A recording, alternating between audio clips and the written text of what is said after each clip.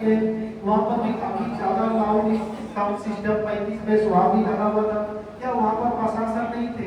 क्या जो हाईकोर्ट का ऑर्डर दिया है क्या वो लागू नहीं होता है? उसके बाद डॉक्टरगंज में गए, आप सामने देख लीजिए जो शिवरात्रि में किए थे बेंगलोर में, सबसे सामने का देख लीजिए तो बेंगलोर शिवरात्रि का जो काम है मेरे ख्याल से पूरा ब्लॉक था। वहाँ पर ट्रैफिक डीएसपी भी थे, जो सर थे, सब अवेलेबल। अब यहाँ पर मैंने पिछला साल हो सके मैं उतना अच्छा से ये बात को रख नहीं पाया था, जो यहाँ पर मीटिंग वजह सर लोग भी थे।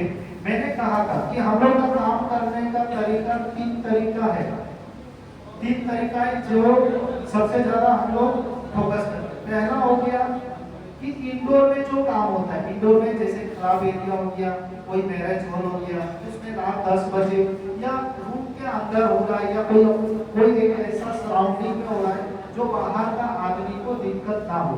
तो शुरू से एक बात जान लीजिए, आप भारत में कोई भी ऐसा मतलब साउंड सिस्टम के बारे में आप चलाइए, लेकिन 1% को दिक्कत नहीं होना चाहिए, ये सबसे ज्यादा जरूरी है।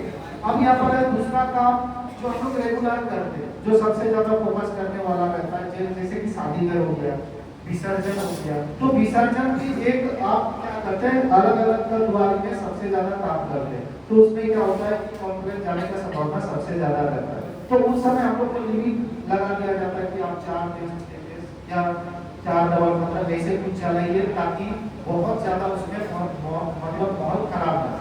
अब बारी आता है कि बड़ा काम, जैसे बहुत सारे मेरे पास रैली का काम आता है। रैली का काम क्योंकि अभी काम है तो सब कुछ चाहते कि भीड़ इकट्ठा करना है, तो सार्वजनिक को पकड़ उसको सेटअप किया, रात है भीड़ आ जाएगा, और काम तुरंत पश्चिम कहाँ से आएगा उसका भी ठीक नहीं है। तो जो भी आते हैं तो सबसे पहला मेरा ये रहता है कि अगर आप टाउनशिप एरिया है तो सबसे पहले वहाँ के जो प्रशासन जो भी है जो अनुमति देते हैं उस रैली को चलाने के लिए वहाँ से पूरा विवरण होना चाहिए कि यहाँ से हम लोग साउंड सिस्टम डीजे सिस्टम या अपना जो डीजे का नाम है कि डीजे सार्वजनिक को ले जाने वाले हैं इतना बजे से इतना बजे और इतना चौड़ाई रहेगा, इतना हाइट रहेगा, ये पूरा लिखित देते हैं। और इससे कोई भी अगर किसी को आपत्ति होता है या कोई ऑब्जेक्शन करते हैं तो इसका सीधा जिम्मेवारी जो हमको करा रहे हैं वो होंगे, ना कि साउंड सिस्टम पे होना। ये लिखित जहाँ से मिलता है वहाँ पर देते हैं, हालांकि कहीं से मिलता नहीं है, इसीलिए रैली का काम लगभग कहीं के बराबर करते हैं।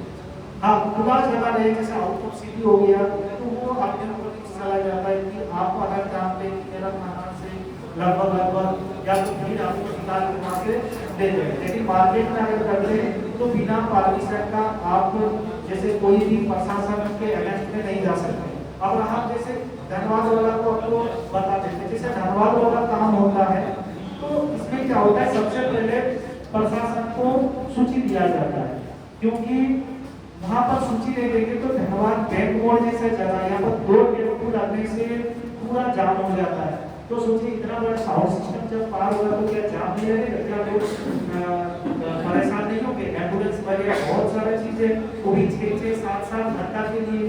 तो यहाँ पर क्या होता है, सबसे पहले जो बुक करते हैं वो प्रशासन से स्पेशल ऑर्डर लेते हैं, यहाँ से प्रशासन को पूरा इंफॉर्मेशन देते हैं 1 साल का 15 दिन 10 दिन पहले कि इस डेट को यहाँ से यहाँ रैली जाएगा। इसके लिए जो भी व्यवस्था है, यातायात का जो व्यवस्था है, आप इसको प्रशासन लगा के पुलिस फोर्स लगा के आप उसका से जो पब्लिक है जो गाड़ी है उसका जैसे आने जाने का सुविधा बने रहे। तो कोई भी बड़ा काम में पहले प्रशासन का स्पेशली परमिशन लेना चाहिए, बिना परमिशन का मैं क्या कोई भी साउंड सिस्टम कहीं भी लगा नहीं सकता। दूसरा और एक बात है, कुछ चीजें या कुछ